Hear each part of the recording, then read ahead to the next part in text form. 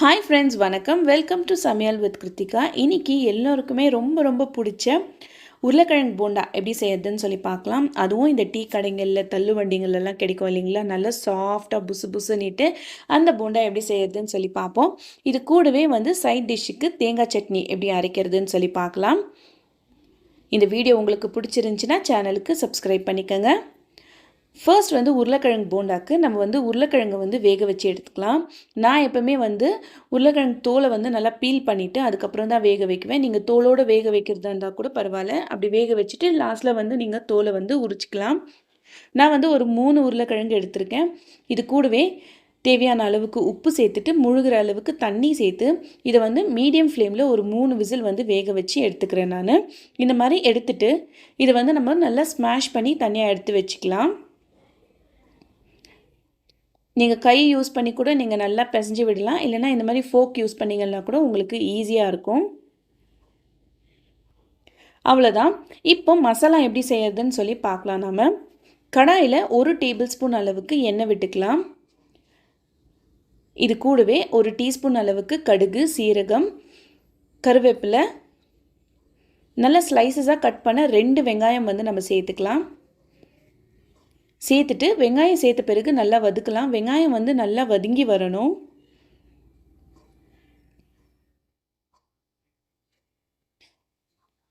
வெங்காயம் வதங்கும் போதே இதில் தேவையான அளவு உப்பு நம்ம சேர்த்துடலாம்.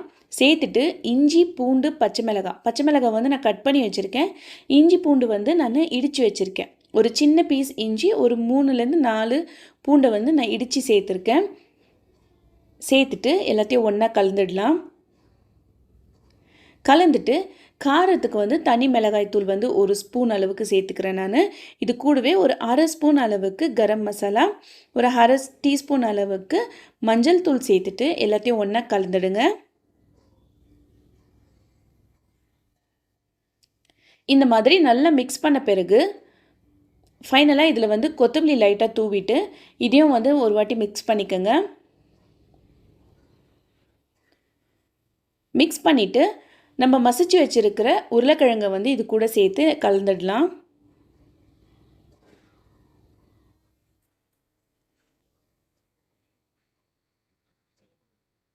மசாலா எல்லா பக்கமும் படுற மாதிரி நல்லா மிக்ஸ் பண்ணி விட்டுடுங்க.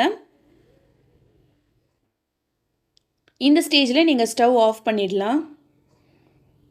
இந்த மாதிரி நல்லா மிக்ஸ் பண்ண பிறகு சின்ன சின்ன உருண்டைகளாக எடுத்து நம்ம பால் பண்ணிக்கலாம். நம்ம உங்களுக்கு எந்த மாதிரி சைஸில் வேணுமோ அதுக்கேற்ற மாதிரி பண்ணிக்கோங்க. ரொம்ப பெருசாக பண்ண வேண்டாம், சின்ன சின்னதாக பண்ணுங்கள். ரொம்ப பெருசாக இருந்துச்சுன்னா 2 சாப்பிட்டாலே ஹெவி ஆகிடும்.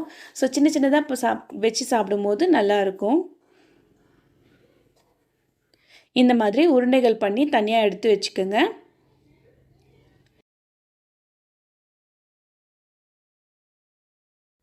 அடுத்து பார்த்திங்கன்னா நம்ம மாவு ரெடி பண்ணிக்கலாம். ஸோ அதுக்கு நான் இங்கே 2 கப் அளவுக்கு கடலை மாவு எடுத்திருக்கேன். நான் பேக்கெட் மாவு தான் யூஸ் பண்ணியிருக்கேன், கடையில் வாங்கினது. ஸோ இதில் 1/4 கப் அளவுக்கு அரிசி மாவு சேர்த்துக்கோங்க. மஞ்சள் தூள் ஒரு 1/2 டீஸ்பூன், ஒரு 1 டீஸ்பூன் அளவுக்கு காஷ்மீரி மிளகாய் தூள் சேர்த்துக்கோங்க. இது கூடவே தேவையான அளவு உப்பு, கொஞ்சமாக பெருங்காயம் சேர்த்துட்டு ஃபஸ்ட் நல்லா மிக்ஸ் பண்ணிவிடுங்க. இது கூடவே நீங்கள் ஆப்ப சோடா, குக்கிங் சோடா சேர்த்துக்கோங்க. அது சேர்க்கறதுனால நல்லா சாஃப்டாக புசு புசுன்னு வரும் நம்மளுடைய போண்டா, அதுக்காகத்தான். சேர்த்துட்டு எல்லாத்தையுமே ஒன்றா கலந்துருங்க. கலந்துட்டு இதில் ஒரு 1/2 கப் அளவுக்கு தண்ணி சேர்த்து நல்லா நம்ம மிக்ஸ் பண்ணிடலாம். தண்ணி சேர்க்கும் போது பொறுமையாக கொஞ்சம் கொஞ்சமாக சேர்த்து மிக்ஸ் பண்ணுங்கள். ஏன்னா நீங்கள் எக்ஸ்ட்ரா சேர்த்துட்டிங்கன்னாக்கா மாவு ரொம்ப தண்ணி ஆகிடும். அதுக்காகத்தான் பொறுமையாக கொஞ்சம் கொஞ்சமாக தண்ணி சேர்த்து மாவை மிக்ஸ் பண்ணிக்கோங்க.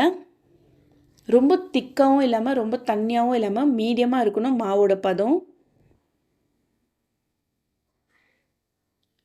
மாவோட கன்சிஸ்டன்சி செக் பண்ணுறதுக்கு நீங்கள் வேணால் ஒரு ஸ்பூனை இந்த மாவில் டிப் பண்ணிவிட்டு இந்த மாதிரி எடுத்துட்டு ஜஸ்ட் ஒரு லைன் மாதிரி இப்படி போட்டிங்கன்னாக்கா இந்த மாதிரி கிளியராக ஸ்பூன் தெரியணும். ஸோ அப்போ மாவு கரெக்டான கன்சிஸ்டன்சியில் இருக்குதுன்னு அர்த்தம். ரொம்ப தண்ணியாக இருந்துச்சுன்னா எல்லாமே இருந்து கீழே வந்துடும். ஸோ மாவு ரெடி பண்ணி வச்சுட்டு நம்ம சட்னி ரெடி பண்ணிடலாம், தேங்காய் சட்னி. நான் ஒரு 1/2 மூடி தேங்காய் எடுத்திருக்கேன், 2 பச்சை மிளகாய், இதில் தேவையான அளவுக்கு உப்பு, ஒரு சின்ன பீஸ் புளி, 3 பல் பூண்டு சேர்த்துக்கலாம். கூடவே ஒரு 2 டேபிள் ஸ்பூன் அளவுக்கு பொட்டுக்கடலை சேர்த்துட்டு இதை வந்து நம்ம அரைச்சி எடுத்துக்கலாம். அரைச்சி எடுத்துட்டு ரொம்ப சிம்பிளான தாளிப்பு, கடுகு, சீரகம், கருவேப்பிலை சேர்த்து ஒரு தாளித்து கொட்டினோம்னா சட்னி வந்து ரெடி ஆகிடுச்சு. இப்போது நம்ம போண்டா செய்ய ஸ்டார்ட் பண்ணலாம். கடாயில் எண்ணெய் வந்து நல்லா சூடாகட்டும். சூடான எண்ணெயில் ஒரு சின்ன பீஸ் மாவு வந்து போட்டு பாருங்கள். போட்ட உடனே மாவு வந்து மேலே வரணும். அப்போ வந்து எண்ணெய் வந்து கரெக்டான சூடில் இருக்குதுன்னு சொல்லி அர்த்தம்.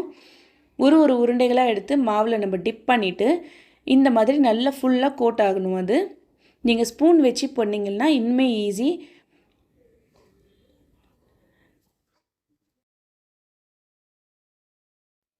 நீங்கள் போண்டா ஃப்ரை பண்ணும்போது மீடியம் ஃப்ளேம் வச்சு ஃப்ரை பண்ணுங்கள். ரொம்ப ஹை ஃப்ளேமும் வைக்கக்கூடாது, லோ ஃப்ளேம்னா குடிக்கும். ஹை ஃப்ளேம் வச்சிங்கன்னா சீக்கிரமாக கருகிடும். மீடியம் ஃப்ளேம் வச்சு 2 பக்கமும் திருப்பி போட்டு ஒரு 3 முறை நல்லா திருப்பி போட்டு நீங்கள் வந்து இந்த போண்டாவை வந்து ஃப்ரை பண்ணி எடுங்க. இதில் முக்கியமான டிப் என்னென்னு பார்த்தீங்கன்னா, நம்ம எந்த அளவுக்கு எண்ணெய் ஊற்றுறோன்னிட்டு நான் வந்து ஒரு முழுகிற அளவுக்கு எண்ணெய் ஊற்றிருக்கேன். ஸோ இது வந்து நான் இந்த மாதிரி ஷேப்பில் வரும். இன்கேஸ் நீங்கள் ஃபுல்லாக முழுகிற அளவுக்கு எண்ணெய் நிறைய ஊற்றுனீங்கன்னாக்கா உங்களோட போண்டா வந்து நல்லா ரவுண்டாக புசு நீட்டு வரும், கடைகளில் கிடைக்கிற மாதிரி. ஸோ நான் வந்து அந்த அளவுக்கு எண்ணெய் ஊற்றலை. நான் வந்து ஒரு முழுகினா போதும்னு சொல்லிவிட்டு இந்த அளவுக்கு எண்ணெய் ஊற்றி வச்சுருக்கேன். சலசலப்பு நல்லா குறையணும். சலசலப்பு குறைஞ்சிச்சின்னா மாவு நல்லா வெந்திருக்குன்னு சொல்லிட்டு அர்த்தம். ஸோ இந்த ஸ்டேஜில் வந்து நம்ம போண்டாவை வந்து எடுத்துடலாம்.